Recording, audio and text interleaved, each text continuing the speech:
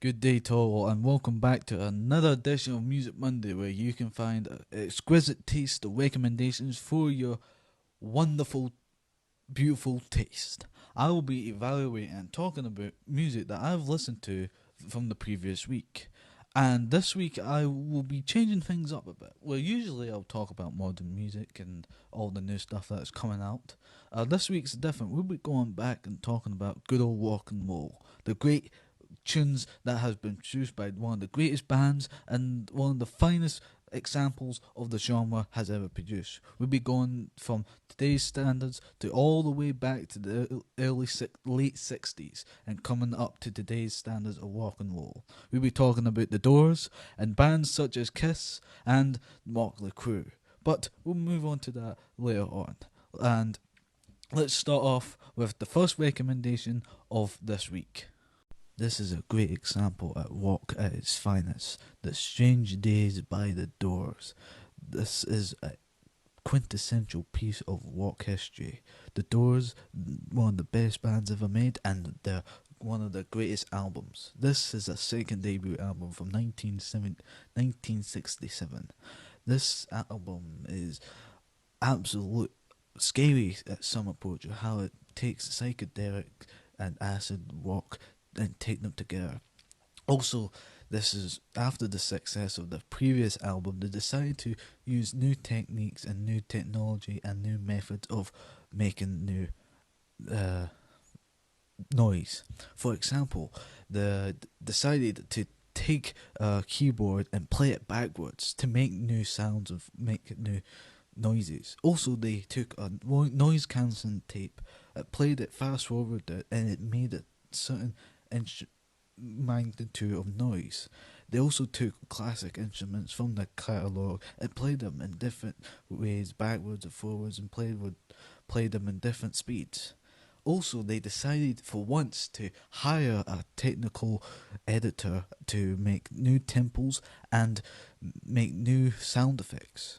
Personally, some of my favourite songs from this album is "My Eyes Are on You," "People Are Strange," and "When the Music Is Over," the end of the album. Also, give credit to the king and one of the legends at the time, Jim Morrison, and his collaborative great members of the band, Ray Masgee, Bobby Kirk, and John Demore.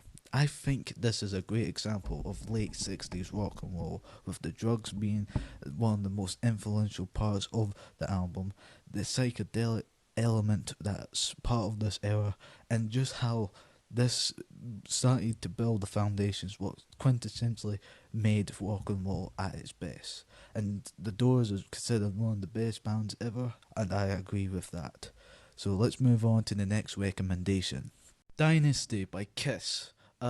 This is Kiss's seventh album, and this is from 1979. From what I understand, this is the first album that was made that the band weren't together whilst producing it.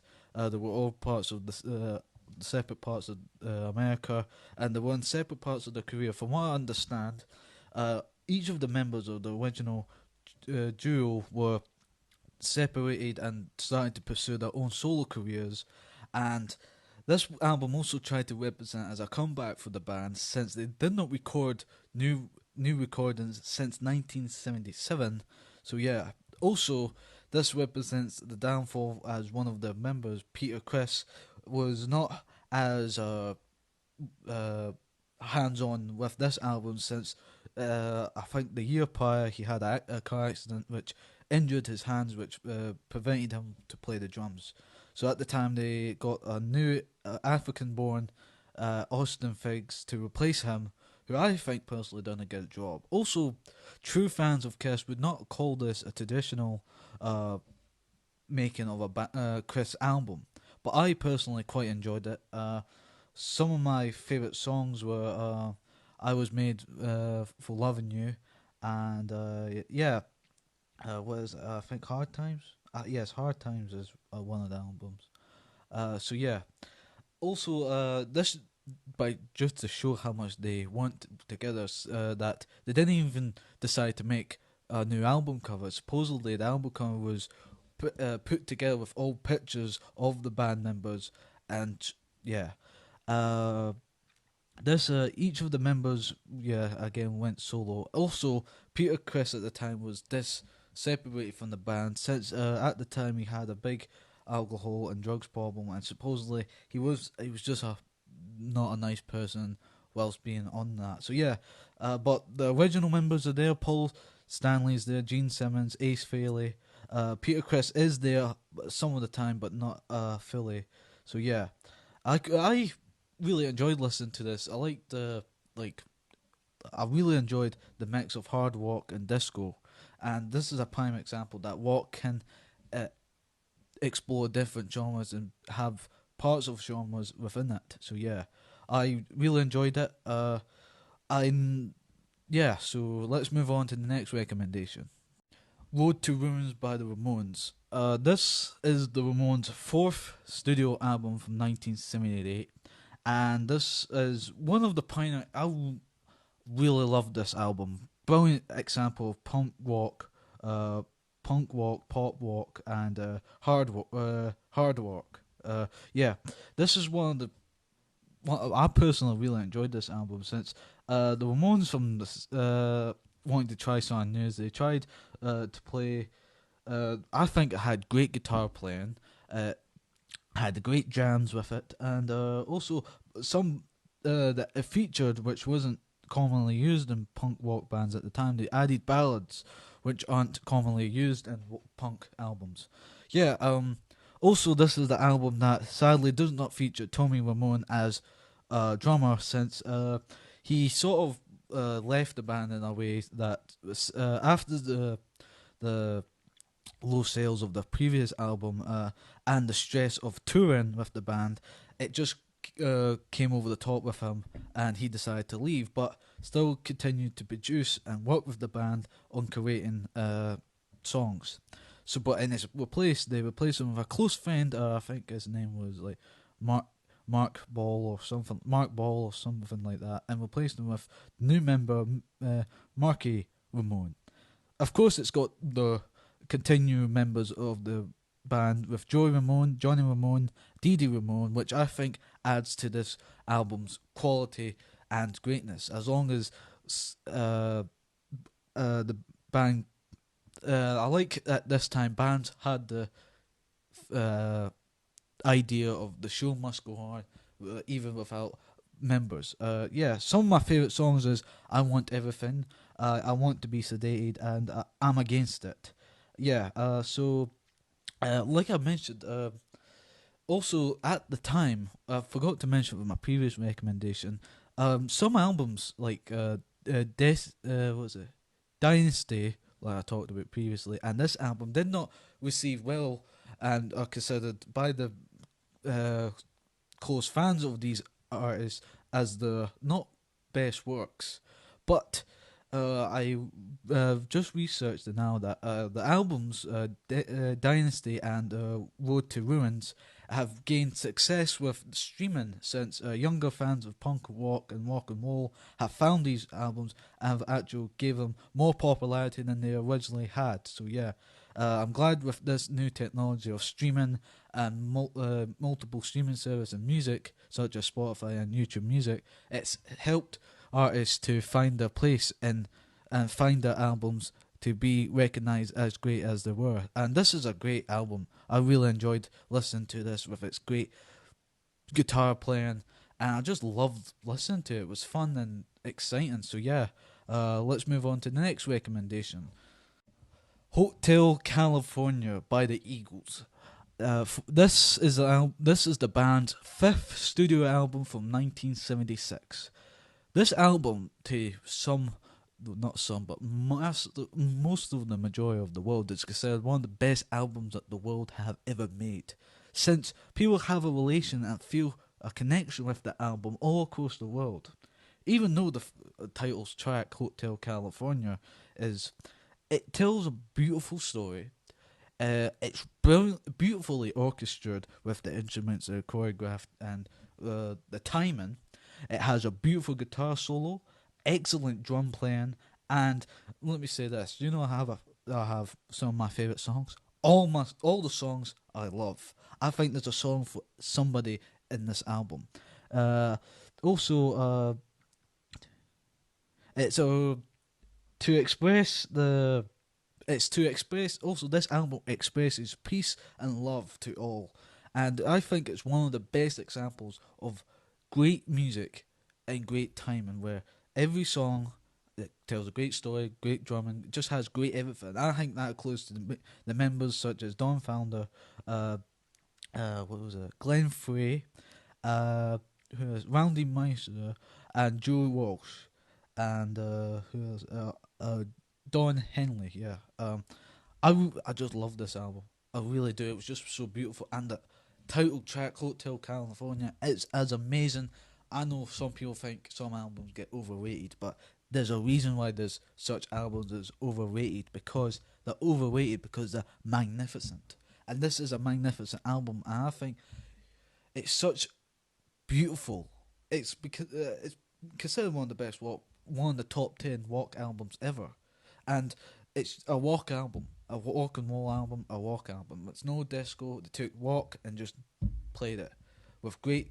It's just beautiful. It's a beautiful album with beautiful stories, and it takes you onto a journey that the band take you to about different individuals and their emotions and just different times and stuff. I just loved it.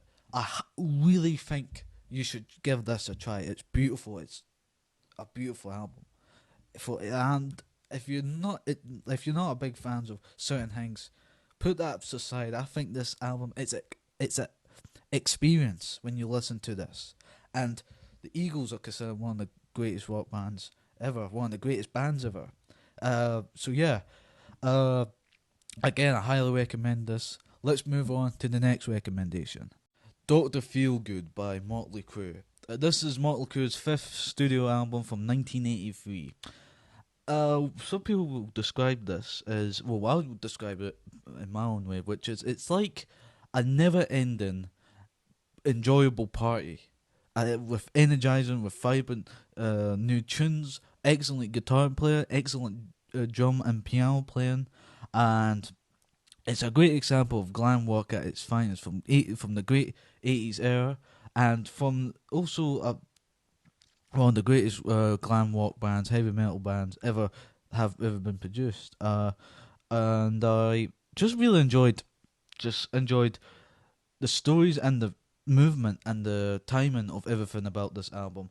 Some of my favourite songs in this album is "Time for Change," "Without You," and "Kickstart My Heart." I think what contributes to this album's greatness is, of course, the greatness of the individuals involved with the making of this album. With, of course, the original gang of Mötley Crüe, with lead vocalist being Vince Neil, being lead vocalist, which would be his last time for the time being. Backing vocals by Mick Mars, bass by Nikki Sixx, and what was it? And I think drums and piano by Tommy Lee. I would just think that also with streaming becoming even more popular than ever before, this album and this type of music has reached unheard of success for how would I say this, like musicians of a greater era. So yeah, I really recommend this. If you love rock and roll and you want to have fun and joy and an energizing experience, listen to something, I highly recommend this. Dr. Feelgood from 1985, the fifth studio album. It's amazing. So let's move on to the next recommendation. Keep the Faith by Bon Jovi from 1992. This is the fifth studio album. From what I understand, a lot was changing at the time for rock and roll and the genre itself. For example, Nevada, I don't know if it's Nevada or Nevada came out, and they changed the spectrum and changed how rock and roll was appearing, how it was evolving and different. And with that, the band needed to change it to its time. And plus, this is the first recording of the band together since '85. Previously, Bon Jovi worked on the track or for the soundtrack for Young Guns 2.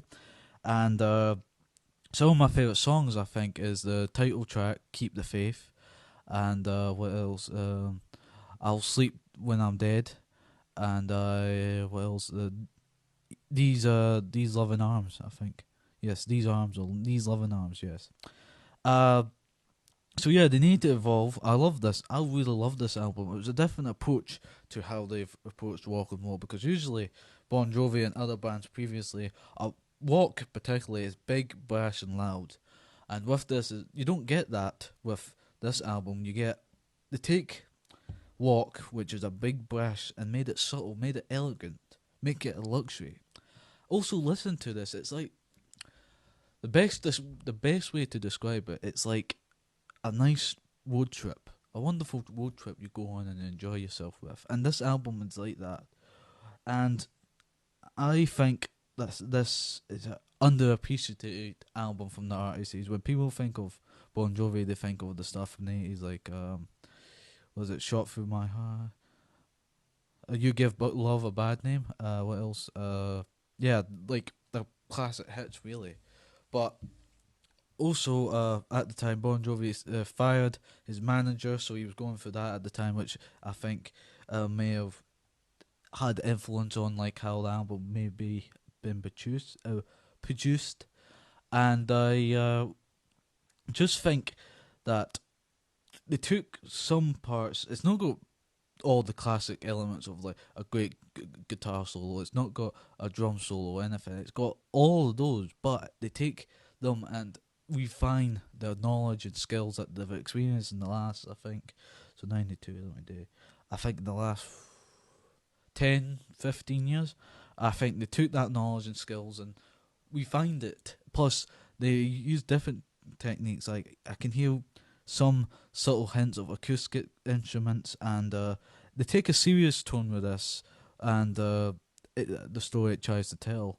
And I just really think that it's a very underappreciated album. So yeah, if you want something different, a different from traditional rock and roll, I think this is directly for your taste. So yeah, let's move on to the final and last recommendation.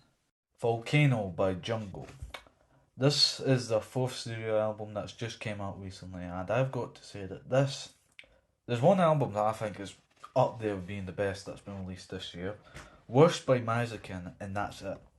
But I think this is one of the best albums I've heard this year.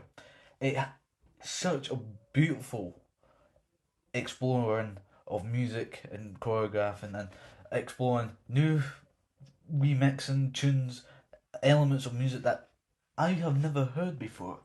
The sound is I can't say the word, innovative and forward thinking, with the beats being complex, and it has a lot of free spirit and energy. I have to thank the band, not the band, is it the duet? Yes, I think I have to thank the individuals in the creating of this piece of work, because it's amazing. It's forward thinking, it's beautiful, it's just so free, and what's the word I'm looking for? There's a word. Free and explorative, if that makes any sense. And it's just one of the greatest pieces of music I've heard in quite some time. Well, since Mazakin's Rush. Since then, nothing's really caught my ear in a way that other things have. What else? This also shows Jungle's these skills and their step into becoming one of the greatest artists in our generation. It has soul, which is a soul that's beautiful. If an album has a soul, which I think music does, this has a beautiful one, I have to say. And all the songs, again, just like Hotel California I mentioned recently, it's got a lot of great songs. I would say that it's got at least one song for anybody who listens to it. Some of the songs, what I can say, Dominoes, Candle Flame, back on 74, that's quite popular right now, and Coming Back. This album, I really enjoyed it. I hope you enjoy it. I hope you take this recommendation and take it home and give it a listen, because it's one of the best pieces of music I think will come out of this year. So yeah, that's it for the recommendations. Let's move forward to the last part of Music Monday.